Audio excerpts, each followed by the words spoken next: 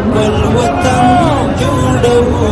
لنړۍ سره سیال خپل وطن جوړو لنړۍ سره سیال نور سمسور پېکړو نور سمسور پېکړو د جنت په مثال د جنت په مثال خپل وطن جوړو لنړۍ سره سیال خپل وطن جوړو لنړۍ سره سیال باندې طیب یا